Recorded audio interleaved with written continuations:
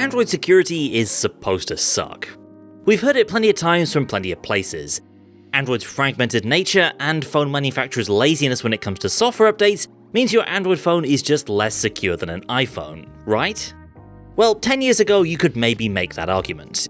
If a major iPhone software issue was discovered, even something as dumb as phones being bricked by changing the date in a way that angers the gods of Unix, Apple could quickly patch its entire ecosystem. After all, when it comes to the iPhone, Apple's in complete control.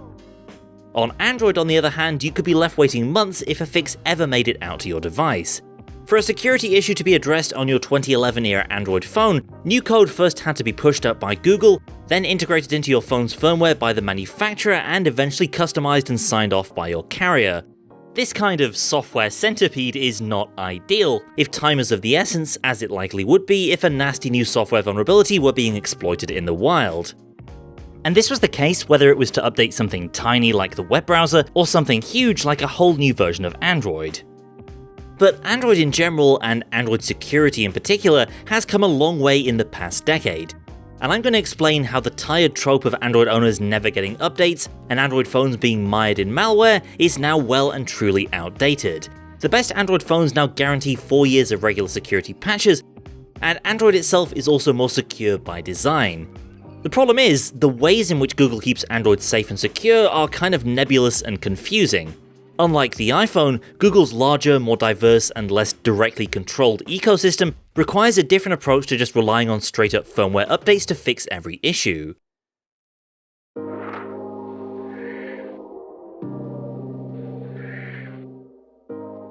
First up, let's talk Google Play services. Pretty much every Android phone sold in the West comes with Play services. It's an important part of the package of mobile apps preloaded onto Google Android phones. Basically, it's an app that can be silently updated by Google in the background. But Play services is far more powerful than your average Android app. That's because it's a system app, which means on your phone it has the keys to the castle, allowing for features like remote wipe of your phone if it's lost or stolen. For that reason, system apps need to be loaded onto your device by the manufacturer. They can't be installed from scratch like a normal app, though they can be securely updated with new functionality once they're there. As of July 2021, current versions of Google Play services are supported all the way back to Android 4.1 Jelly Bean. Jelly Bean, released in 2012, is getting retired in late August 2021. In any case, that means for current Google Play services support, the timeframes we're looking at here are a lot longer than most people will ever keep a smartphone. Play services does a whole lot of other things, like letting developers integrate services like Google Pay into their apps. But let's zero in on security. This kind of system app, constantly kept up to date in the background, supported on devices released a decade ago, and with permission to do basically anything, is a powerful tool in Google's Android security arsenal. Google Play Protect, for instance, is part of Play services, and this lets Google check apps on your phone for malware whether or not they're downloaded from the Play Store. Because Play services is a system app, Play Protect can nuke malicious apps before they have a chance to do any harm. And because Play services is constantly updated, these defenses can be kept up to date in the background for many years after your device receives its last proper firmware update. It's a way for older devices to be protected against malicious apps, even if those apps want to take advantage of software vulnerabilities that are still technically present in that older version of Android. This can really give old devices a decent level of protection against app-based vulnerabilities. Take this HTC One M9, which was released in early 2015 and is running the 5-year-old Android 6 Marshmallow. Even with very old firmware, it still has Google Play Protect, and it's right up to date on the latest version of Play services, the same one running on my Galaxy S21 Ultra. But let's go back even further. This is the Samsung Galaxy S2. It arrived in spring 2011, so right now it's over a decade old. It launched on Android 2.3 Gingerbread, but eventually got updated to 4.1 Jelly Bean. And sure enough, that's Google Play Protect on there right alongside the latest version of Play services, all on a 10-year-old phone. So yeah, with Play services it's possible even for absolutely ancient phones to have some level of protection from bad apps. Another great example of the power of Google Play services is the COVID-19 exposure notification system. Google was able to build this system with Apple and, thanks to Play services, automatically deploy it to every Android phone running 5.0 Lollipop or above without updating their firmware. So when scary security vulnerabilities emerge, as happened in 2014 with the Fake ID bug, Google immediately updated the security features of Play services to identify the offending apps. This allowed Fake ID to basically be nipped in the bud long before manufacturers got around to rolling out firmware updates to address the underlying software bug, which, in 2014 would not have been a particularly speedy process.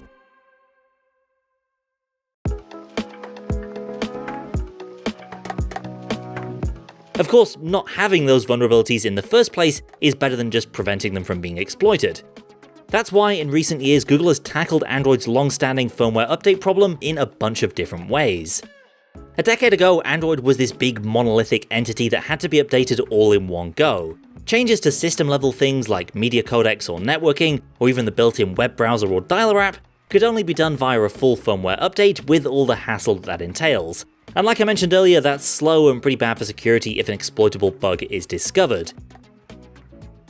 In the years since then, Google has made Android's code more modular, making it quicker and easier for companies to push out those OS updates. And more recently, it's now possible to update chunks of the Android operating system without a full firmware update. All of this makes it possible for Google and the manufacturers to respond fast to fix security issues in certain parts of Android. Google's earliest steps in this direction involved breaking certain apps and components out of the firmware and allowing them to be updated via the Google Play Store. The best examples of this are Google Chrome and the Android WebView component used for web content inside Android apps. Updating these independently of the firmware lets Google fix browser engine bugs that could be exploited by malicious web pages and get them rolled out to the entire Android ecosystem in hours instead of months. Then in 2017, with Android 8.0 Oreo, Google stepped things up a gear with Project Treble. This was an effort to disentangle the low-level bits of Android from chipset manufacturers like Qualcomm from the rest of the operating system and create a more modular OS that could be updated more quickly. So with hardware companies able to separate out their own customizations from the core OS, the idea was that firmware updates could then be pushed out at a more rapid pace with less technical legwork, because companies wouldn't have to rewrite so much of their own code.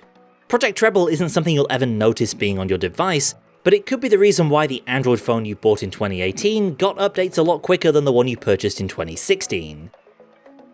The next step from Google came in Android 10 with Project Mainline, known today as the vaguely named Google Play System Updates.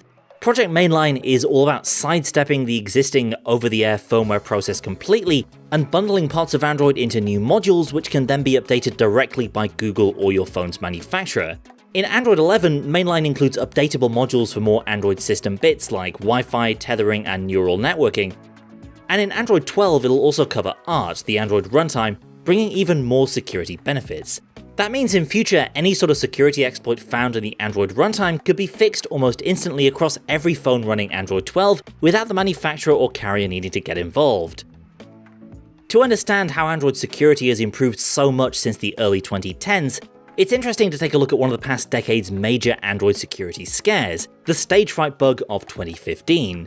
Stagefright involved an exploit in the part of Android's code used to process media files, which could in theory allow a specially modified video file to run bad code on your phone. Despite all the fuss at the time, there's no evidence that Stagefright was ever widely used in real-world malware, probably because of other security precautions in Android that made it very difficult to take advantage of. Nevertheless, it was big news, and in 2015 there was no single silver bullet for Stagefright. Unlike an app-based vulnerability, Google Play Protect couldn't stop bad media files from potentially compromising your phone. The only real fix was to wait for a firmware update and hope for the best. But if something like Stagefright were discovered today, it would be pretty trivial to address. Google would simply prepare a Project Mainline update for the media playback library and instantly fix the bug across every device running Android 10 and above. And with more of Android being modularized in each new version, it's far less likely that Google will ever be caught with its pants down in future like it was with Stagefright 6 years ago. As a direct result of the Stagefright bug, in late 2015 Google introduced Android security patch levels, tying a precise date to the level of security in any Google-approved Android phone. New patches are issued every month addressing recently discovered security issues, with manufacturers given a 1 to 2 month lead time to get security patches pushed out to devices. The extra visibility of the security patch level showed consumers who was doing their job in terms of security and who was dragging their heels, while also giving peace of mind when those new updates arrived. More recently, Google has started to write minimum levels of security support into its contracts with Android manufacturers. In 2018, The Verge reported that phone makers would need to guarantee at least 2 years of security updates for new phones, with at least 4 security updates within the first year. By the standards of most high-end phones, that's a pretty basic level of support, But that's just what it is, a bare minimum. Many others at the high end go much further, including Samsung with its promise of 4 years of security updates for major Galaxy phones.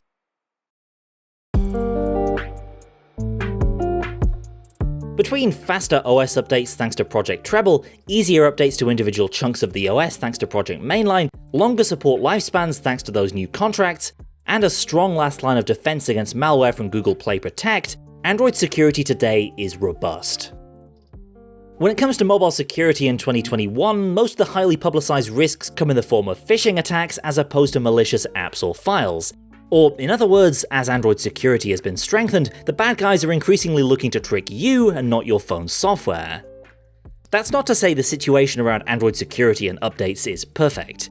In an ideal world, Google would be just as nimble as Apple when it comes to patching out security vulnerabilities. With Project Mainline, we're definitely getting there, but it'll take time for the benefits of the new Mainline modules introduced in Android 11 and Android 12 to trickle out to the Android ecosystem. And Google Play Protect, as good as it is limited to neutralizing app-based malware as opposed to other kinds of threats. And I would argue that the contractual bare minimum of one security update every 3 months definitely doesn't go far enough. At the same time, right now the old stereotype of Android being rife with malware and security exploits is further from the truth than it's ever been. And direct comparisons with the iOS update model don't give you the full picture at all, because they overlook all those important little parts of Android like Play services and Project Mainline. We've come a long way since the early 2010s, and the past decade of progress means Android is pretty well positioned to see off the software threats of the future.